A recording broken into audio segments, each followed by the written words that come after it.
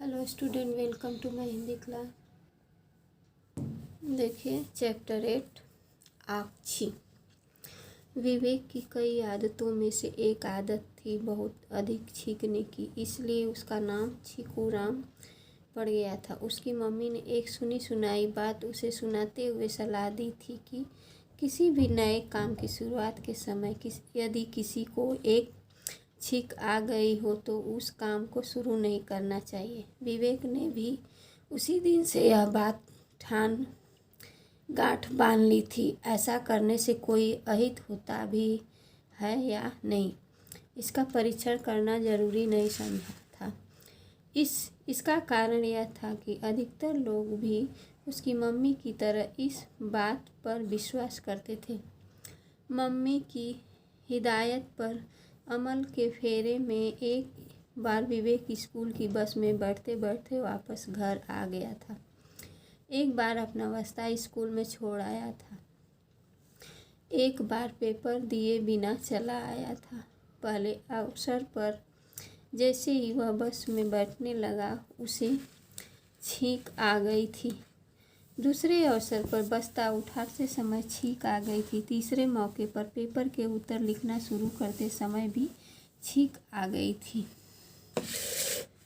इस तरह के किसी टोटके में मेरा विश्वास नहीं था। फिर भी जब से मुझे पता चला था कि छीकूराम यानी विवेक को छींकने का यह रोग है, मैंने एक खास इरादे से उससे दोस्ती कर ली। जैसे ही हमारे घर कोई चिपकू किस्म का मेहमान आता है, मैं विवेक को भी बुलवा लेता था। जब वह आकर हम लोगों के बीच बैठ जाता था, तभी मैं मेहमान से पूछता था, आप चाय पिएंगे? इससे पहले कि मेहमान हाँ करे, विवेक यानी छीकूराम की नाक की आवाज़ आती, आक्षी। उसके छींकते ही मेहमान कहते, जी नहीं, हम चाय नहीं पिएंगे। फिर मैं और भी कई चीज़ों के नाम लेता, ठंडा, समोसे, मिठाई, खाना वगैरह, और हर बार मेहमानों के हाँ कहने से पहले ही छीकूराम की दुनाली यानी नाक आक्षी की गोली दाग देती और मेहमान का जवाब हर बार न रहता।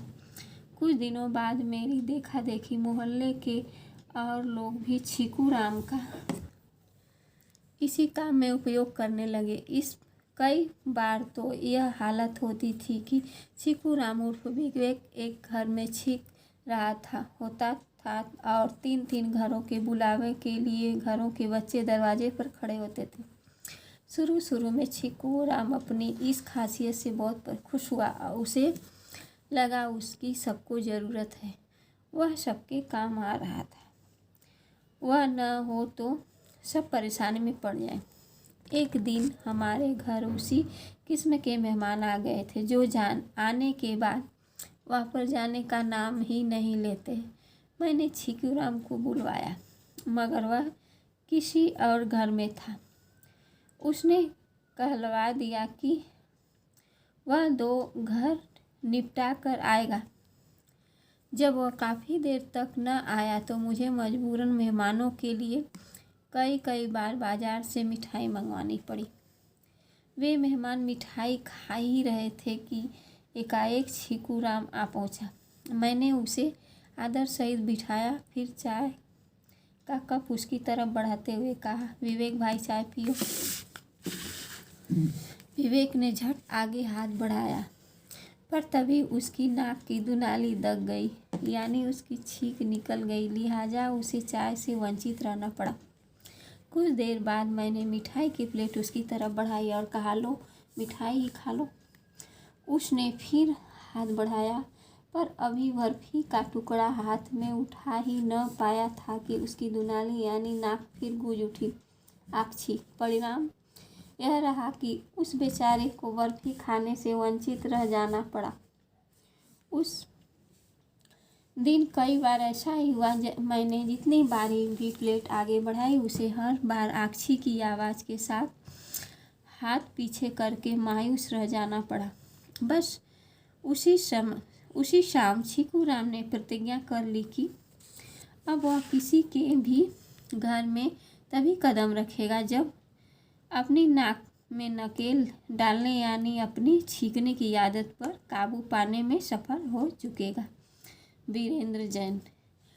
आप लोग ये चैप्टर अच्छा से पढ़िएगा और क्वेश्चन आंसर भी कीजिएगा। Thank you.